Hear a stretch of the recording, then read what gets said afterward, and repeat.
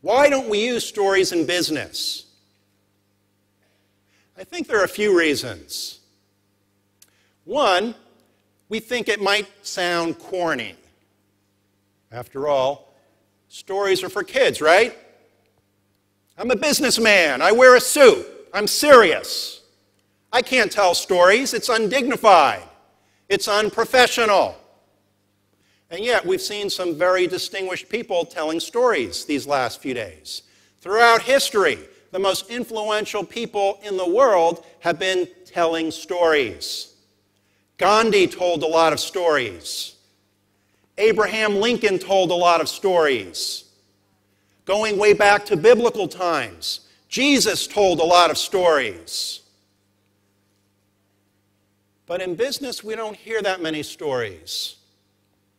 You know who's a great storyteller in business? Warren Buffett, third richest man in the world.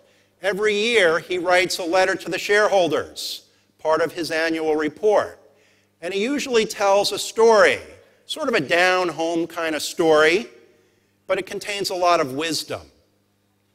Aside from him, you don't hear a lot of stories in business. And I think we should, because they're very powerful.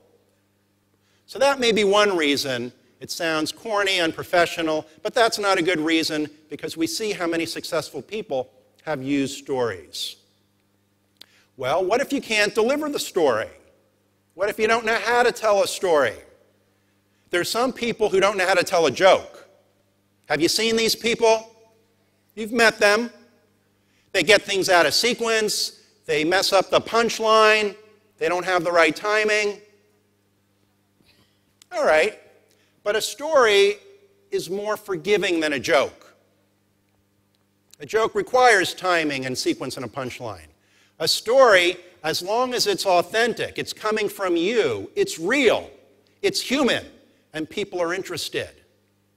It doesn't have to be perfect, but you can still learn to tell them better.